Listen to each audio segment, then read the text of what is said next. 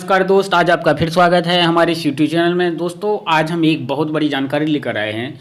दोस्तों, आज हम आपको इस न्यूज़ के माध्यम से बताएंगे कि देबू सिंह चौहान जो संचार राज्य मंत्री हैं, बीएसएनएल के संचार राज्य मंत्री हैं, उन्होंने एक लोकसभा में एक लिखित बयान दिया है। तो दोस्तों, उस बयान को भी हम आपको इसमें सुनाएंगे कि आखिर उसने क्या कहा है।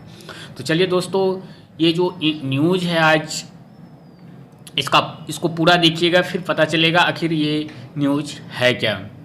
बीएसएनएल कर्मचारियों ने संगठनात्मक पुनर्गठन प्रस्ताव को वापस लेने की मांग की है। यह आरोप लगाया है कि बीएसएनएल के प्रबंधन ने पुनर्गठन के नाम पर पदों की संख्या कम कर दी है, जिससे कर्मचारियों में अशांति पैदा हो रही है, जो उनके संबंधित पदोन्नति के कारण थे। भारत संचार निगम लिमिटेड के कर्मचारी समूहों के एक संघ बीएसएनएल कार्यकारी संघों के फोरम ने बीएसएनएल से संगठनात्मक पुनर्गठन प्रस्ताव को वापस लेने की मांग करते हुए तर्क दिया है कि यह अधिकारियों की कैरियर की प्रगति के लिए हानिकारक है।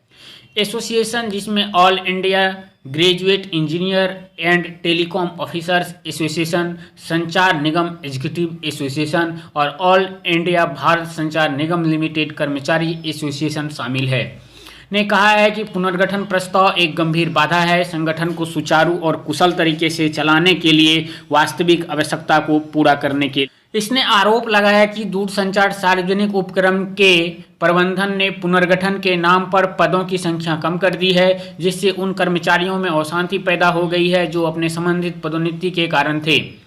अब तक के सभी पात्र बीएसएनएल अधिकारियों को बिना किसी और देरी के तुरंत पदोन्नति किया जाना चाहिए। 28 मई 2018 को बीएसएनएल बोर्ड द्वारा अनुमोदित निधि के अनुसार एजीएम समकक्ष ग्रेड तक की समयबद्ध कार्यात्मक पदोन्नति नीति, बीएसएनएल कार्यकारी पदोन्नति संशोधन और भर्ती नियम 2017-2018 से प्रभावी तुरंत लागू की जानी चाहिए और निर्देश के बोर्ड के नियमों का पालन, आरक्षण और संवैधानिक अधिकारों की रक्षा पर भारत सरकार और डीओटी दिशा निर्देशों को शामिल करके किया जाना चाहिए। बीएसएनएल के सीएमडी पीके पुरवार को एक पत्र में बीएसएनएल कर्मचारी पुनर्गठन आदेश संख्या 17/11/2021, 23/11/2021 और उसके बाद के आदेशों को तुरंत वापस ले लिया जाना चाहिए और एक मानव संसाधन योजना के लिए हितधारकों के साथ तत्काल चर्चा शुरू होनी चाहिए, जो संगठन की ज़रूरतों के अनुरूप होना चाहिए और कैरियर की संभावनाओं का ध्यान रखना चाहिए। विभिन्न ग्रेड और धाराओं से में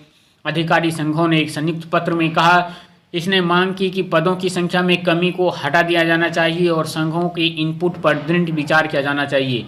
सभी तथार्थ जीएम, डीजीएम, टीएफ को नियमित और टीजीएम बनाया जाना चाहिए, डीजीएम बनाया जाना चाहिए। इसके बाद सभी डीजीएम पदों को नियमित आधार पर अर्हक सेवा में एक मुश्त छूट से भरा जाना चाहिए। उन्होंने कहा, कोई देखभाल सौंपने की पदोन्नति नहीं, बीएसएनएल के अधिकारियों को केवल नियमित पदोन्नति और प्रदान की जानी चाहिए।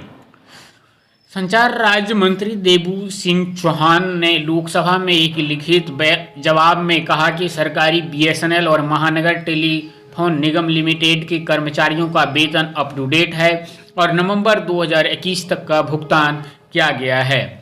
तो दोस्तों, यदि ये न्यूज़ आपको अच्छा लगा है तो एक लाइक का बटन जरूर दबा दीजिएगा। धन्यवाद दोस्तों।